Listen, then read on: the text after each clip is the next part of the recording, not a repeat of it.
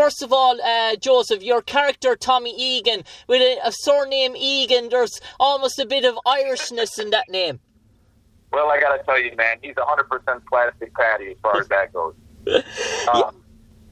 I'm actually of Polish descent, but because of my light coloring, I get Irish all the time, and I'm proud to have it, considering that the Celts came from what is now southwestern Poland. We have a lot in common, man. The Polish and the Irish.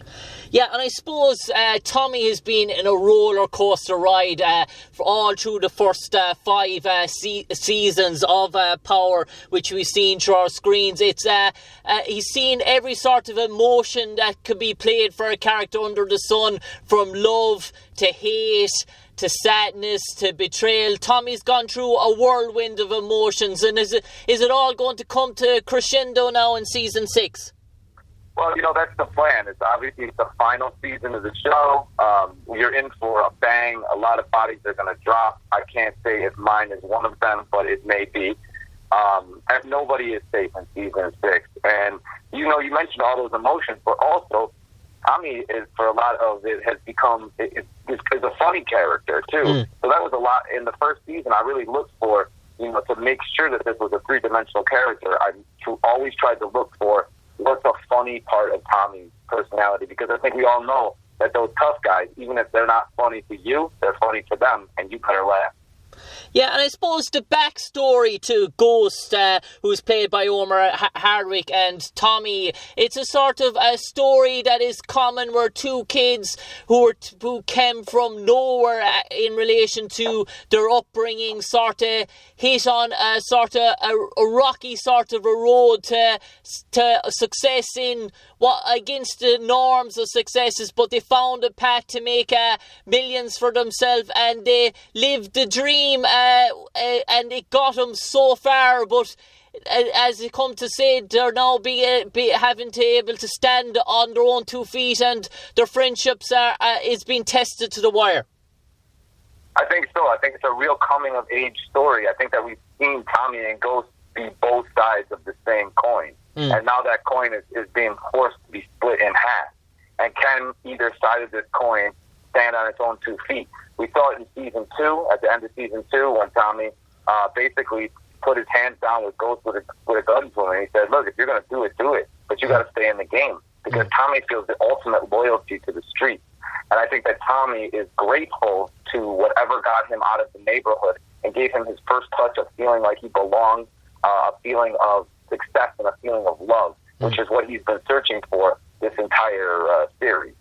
Yeah, and you mentioned that about Tommy, and we see in certain seasons the sensitive side in relation to his relationship with Holly there for a while, but when that went sort of sour, the guards came out in Tommy's character again, and he reverted back to the norm. The ice started coming through his veins once more, and he started to hate the world again. But meeting Letitia in relation to, has it sort of softened him again, or is he going back to his ice cold sort of roots?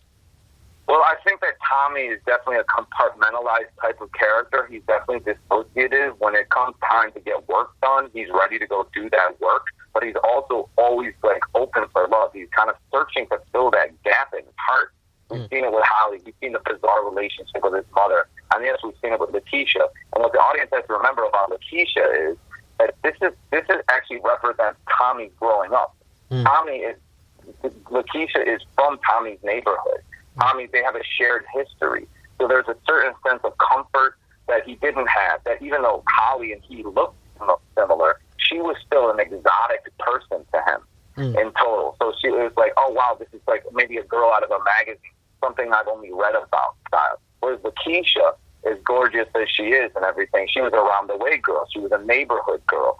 So there's an actual extra bit of comfort in Letitia over his relationship with Holly. So yes, there is a softness that comes out in Tommy. And with a little bit of softness and dedication from Letitia that we've seen, there's also a little bit more lucid and clear thinking that Tommy is doing this season and standing on his own 2 feet as his own boss. Yeah, and I suppose as well, Joe, in relation to your own character, Tommy Egan, the association, and we see in iconic sort of TV series, I'm just thinking like the Big Bang Theory in relation to Jim Parsons being associated with Sheldon Cooper, and he's going to find it hard in relation to going off pursuing different projects because he'll always be notified as Sheldon Cooper. But people, when they think Joe Sikora, they think that's Tommy Egan. Does that sort of excite you in a one way, but in another way, do you think I'm delighted to have that sort of character build up, but it's going to be hard to sort of get away from it as well when I pursue other projects as well? Well, as much as I appreciate the Jim Parsons alignment with the characters, I would say maybe if I could be so bold as to say maybe it's a little bit more like Pacino, who was embraced by the Black and Latin communities in the States anyway, with his portrayal of Scarface. Yeah. But you know, I mean, in his own right, his ability supersedes that single character. However, he's still always known for Tony Montana. Yeah. And that's okay. You know, you got to be proud of these characters that you play, and I take everything as a compliment. When people say, "Can I call you Tommy?" I say, "I prefer you call me Joseph, but just call me."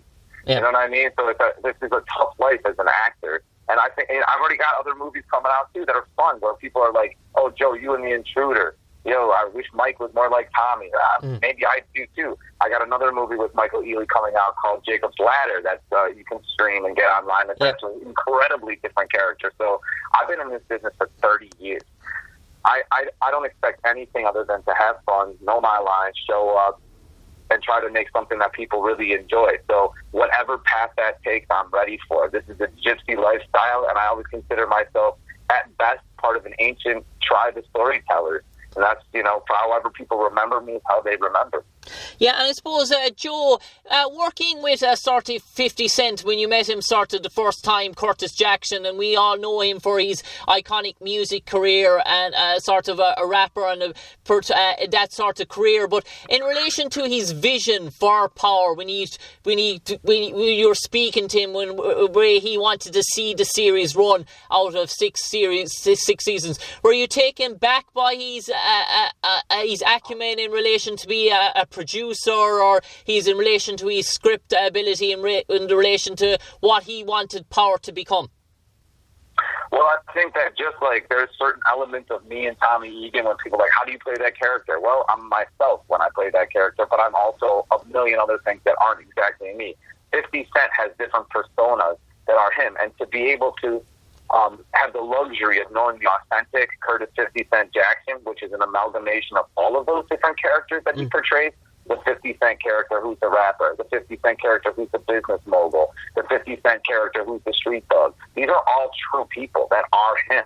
But to see him when he's his authentic self and just calm, thinking, and incredibly generous, I think is a luxury and a gift. But he was a very accessible boss. He's the only boss I ever met, and at 50 Cent, he gave me a hug when he met me. Yep. And he said, "You're the best person for this job. This is going to go far. This is going to change your life." And everything that man told me about Power came true. Every single thing. So part of that, you know, when you start predicting the future and you become a bit of an oracle and things start coming true, that you earn respect that way. So 50 didn't need to, but he earned my respect by being accessible, calm, and generous.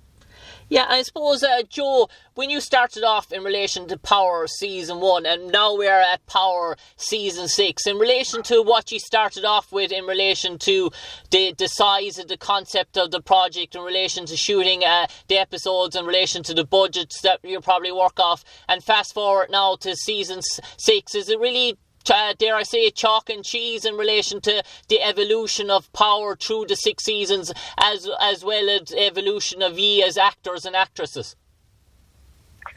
Yeah, I think that there is no substitute for doing the work. If you're a bricklayer, you got to put in 10,000 hours of work to become a master bricklayer. And just like an actor, now I've been doing it a long, long time, and I have, you know, an enormous amount of stage credits and different credits for many amount of years. But there is nothing like going to work, and not working every day because nobody did on this project, but going to work 3-4 days a week in front of the camera and having these wonderful hours built up. So you have an incredible foundation. So